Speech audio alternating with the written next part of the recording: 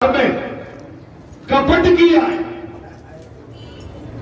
जी राधा रानी कह रही ये मेरे बाबा तभी तो हमें छोड़ के चला गया। तुम मुझे बार बार बंधन क्यों कर रहे? बोले उद्धव जी आप बार बार मुझे बंधन क्यों करते? या आप आए क्यों? तुम्हें अपने कन्हैया ने भेजा है तो हम तुम्हारा स्वागत करते हैं, किंतु हम अनपढ़ तो तुम्हारे शास्त्र ज्ञान से क्या लेना? तुमने कन्हैया को भेजा है मद्रास से, हम तुम्हारा स्वागत करें।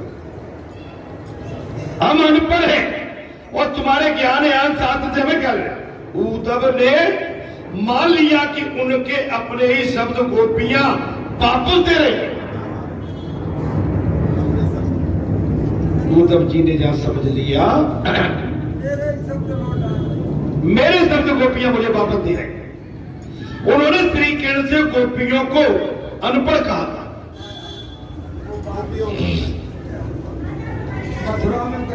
मथुरा में उद्धव जी मुझे क्षमा करो, राधा जी ने कहा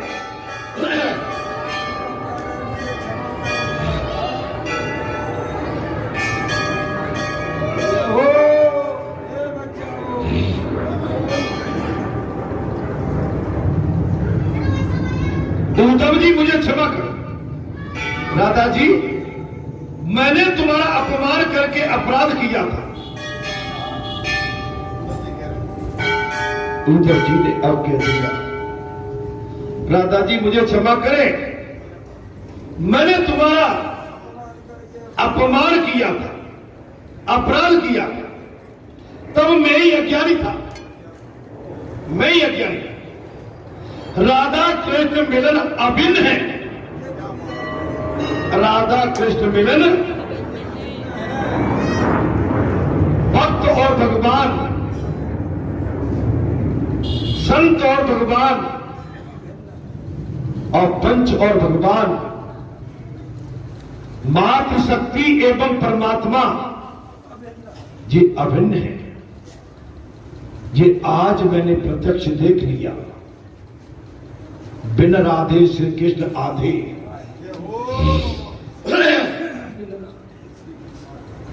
बिन राधे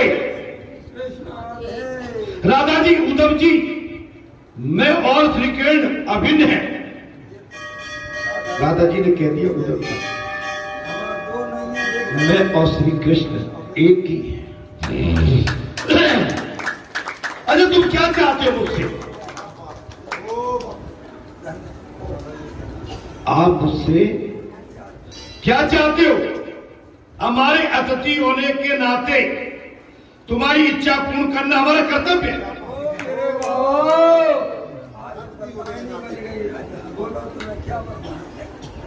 उद्धव आप हमारे अतिथि हैं, आप मुझसे क्या चाहते हो? तुम्हारी इच्छा पूर्ण करना हमारा कर्तव्य है। उद्धव जी मेरी बुद्धि ज्ञान के अभिमान से कुंठित और कठोर हो गई थी।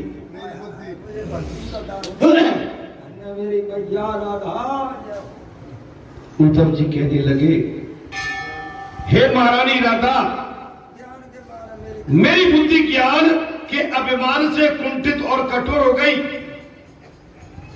ज्ञान ने मुझे जड़ और सूखा बना दिया। देखिए ज्ञान किसी को और धन और ज्ञान और परिवार और बल ये आदमी को निठुर और सूखा बनाता। ज्ञान पाने के बाद भी विनय भाव, धन पाने के बाद भी विनय भाव, अकड़न, बल पाने के बाद भी निर्बल मान गया।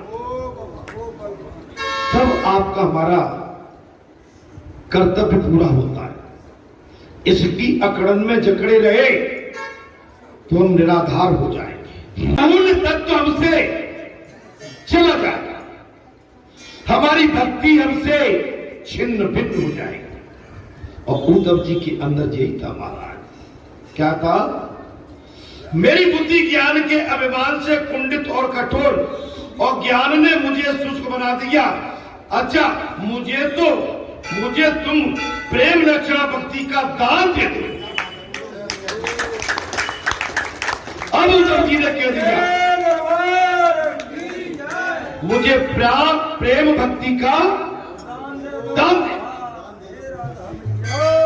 उद्धव आए क्यों थे? माने गोकुल के निवासियों को ज्ञान देने। लेकिन आज वो अभिमान उनका चकनाचूर हुआ। आज उल्टा ज्ञान मांग रहे, भक्ति का ज्ञान। अरे एक बात बताते हैं, सत्य के आगे अभिमान हो या बल हो या ज्ञान हो, उनका कोई पराक्रम नहीं रहता, वो खत्म हो जाता। आप जितने विनम्र भाव, जितने विनय भाव से रहोगे, और मैं आप सभी का सम्मान करता हूं, और मैं उदाहरण अगर इनके आगे दूं तो इनकी बात तो मैंने जब इनके यहां से मैं आया था उसी समय कह दिया। विनय भाव आदमी को बहुत आगे ले जाता है। उसका कोई मोल और तोड़ नहीं है। मोल और तोड़ जो आदमी आपके चरण पकड़ ले, आपके चरणों को धोने की कोशिश करे, अपनी गद्दी छोड़ दे, आपको बिठा दे, अपने बड़े पूरे समाज के अतिथियों में से उठ के आके अगर आपकी बाएं पकड़ ले, तो मैं जानता हूं कि उससे बड़ा ज्ञानी और कोई है।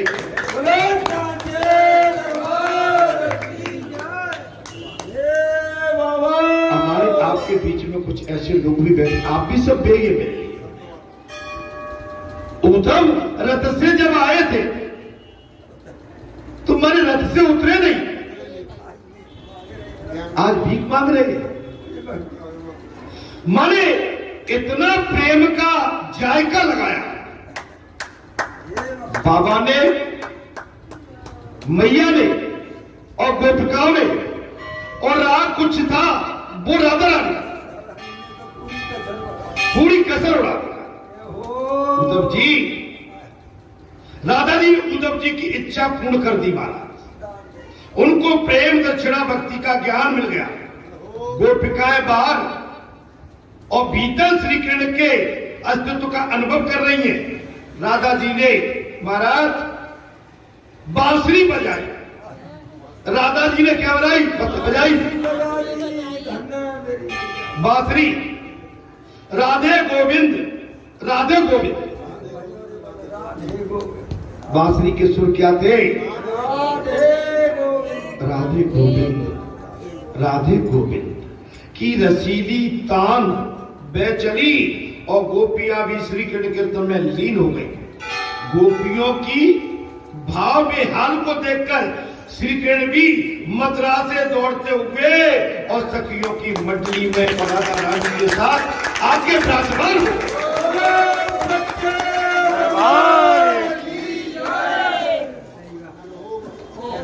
ऐसी तान बजाई राधा ने कि मथुरा को छोड़ के दौड़े दौड़े चले आए, और जहां मंडली में कीर्तन रास हो रहा था उसमें विराजमान हो गए। गोपियां और उद्धव जी ने राधा कृष्ण के मनोरम स्वरूप का दर्शन किया। गोपियां एवं उद्धव जी ने भगवान श्री राधा कृष्ण के सहित विराजमान थे, मनोहर स्वरूप के दर्शन किए। अब उन्हें यह भी ज्ञान नहीं था कि वे कौन है। कौन? उद्धव। उद्धव अपने आप को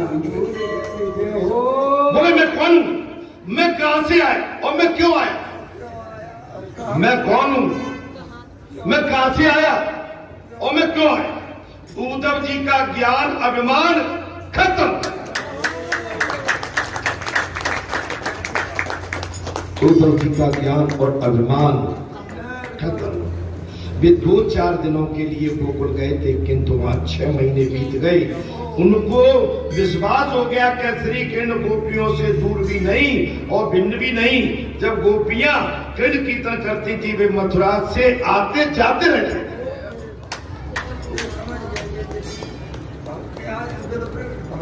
भगवान तो कण कण में, क्षण क्षण में। गोपियां जब रास कीर्तन करती थी, भगवान मथुरा से दौड़ के आते जाते रहते थे। उद्धव जी, एक प्रसंग सुनाओ। एक बार कन्हैया अपने मित्रों के साथ आग बिचौली खेल रहा था। कथा थोड़ी सी बची, आप थोड़ी कर दो पूरी। श्री धामा ढूंढ रहे थे। पहले कन्हैया इस कुंड में छिप गया और फिर भगता हुआ मेरे घर में आकर कहने लगा, मुझे कहीं छिपा दे, नहीं तो श्री धामा मुझे घोड़ा बनाएगा। मुझे ढूंढना तो मुझे घोड़ा बनना। ये मेरे बाबा दादाजी, मैंने उसे अपनी गोद में छिपाकर आंचल उड़ा दिया। अब जब वो भी सोने जाती तो लगता था कि कन्हैया मेरी गोद में छुपा हुआ है और मैं पागल सी हो जाती। भगवान की लीला कथाएं सुनते सुनते उद्धव जी की आंखों में आंसू भर आते थे। वे गोपियों, अच्छा उद्धव जी आए कितने दिन के लिए? 2-4 दिन के लिए। और टाइम कितना होगा? 6 महीने। आए कितने दिन के लिए थे? 2-4 दिन के लिए। और टाइम कितना हो गया? हम आपने कथा की थी मारे आज से 25 साल पहले, और कथा को हो गई 25 साल। तो जब एक कथा कह लेंगे उसके बाद में विराम दे दो। लेकिन 25 साल हो गई कथा कहते कहते, और एक ही स्थान पर 25 साल से लगातार कथा चल रही है। या तो बड़े पटिया वाले ने भजन बड़ो करो हतो, और जो छोटो पटिया वाला छोटो बन के बैठो।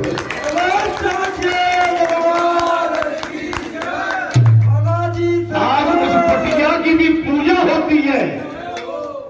अब ये पटिया तुम्हारे हमारे रहेगी, क्या करते हो तो वो तुम जानते हो। ये भी पटिया है, और 25 साल हो गए इस पटिया पे बैठे बैठे। भगवान की लीला कथा सुनते सुनते उद्धव जी की आंखों से आंसू झलक आते हैं। वे गोपियां धन्य हैं जो प्रति क्षण ब्रह्म का अनुभव पाती। श्री कृष्ण गोपियों से कहते हैं,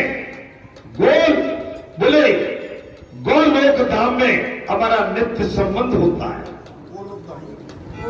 गोलोक धाम में हमारा नित्य संबंध होता है। हम वियोग नहीं हो सकते। ज्ञान दृष्टि से देखें तो मैं यहां हूं और सर्वज्ञ हूं और तुम्हारे साथ हूं। मेरे विग्रह का दान इसलिए तुम्हें मैंने दिया है कि तुम हमेशा मेरे स्वरूप का ध्यान और स्मरण करती रहो। मेरा महाराज दूरत्व ही तुम्हें मेरा ध्यान दिलाता रहेगा।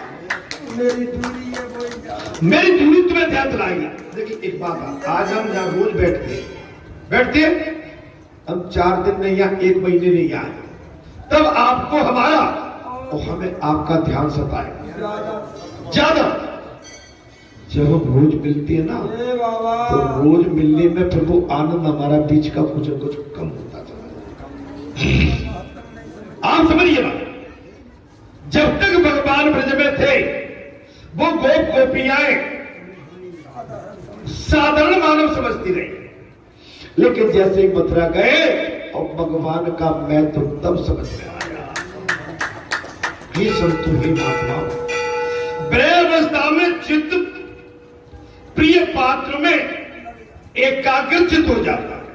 ब्रह्म क्या होता है जी? इसी में जीता और उसी का ध्यान स्मरण करता। अच्छा एक बात बताओ, यहाँ की जो कथाएं ना, अगर आप जाते होंगे तो आपके मन में ये लगी रहती होगी कि कथा और लंबी चले। चलो टाइम हो गया तो विराम, लेकिन अब कब शनिवार आए, कब मंगलवार आए, चलो भगवान की कथा है। और जो आपके मित्र हैं, जैसे आपके सहपाठी, उनसे भी मिलना जुलना, और बाबा के आंगन का जल और वहां का सम्मान हमें प्राप्त हो जाए, इसके लिए हमें हमारे मन में उदारता और व्याकुलता बनी है। अच्छा, विरह अवस्था में क्या होता है महाराज? प्रिय पात्र का सतत साक्ष्य अनुभव होता रहे। अच्छा, अब सुनिए, मेरा तुम अविरल ध्यान करती रहो। भगवान श्री कृष्ण ने कह दिया, हे राधिके, एक गुटकाओ, मेरा आप अविरल ध्यान करते रहियो, इसलिए मैंने तुम्हें विरह दिया, इसलिए मैं तुमसे दूर गया। मेरे ध्यान से तुम दूर मत होना। संयोग अवस्था में चतुर्दर्शन होता है और वियोग अवस्था में मानव दर्शन होता है। वियोग में एक विशिष्ट प्रकार का योग ही है। पति कई बार चला जाए तो पत्नी बड़ी लगन से उसका ध्यान करती है, और घर में रहे तो रोज खटपट करती है।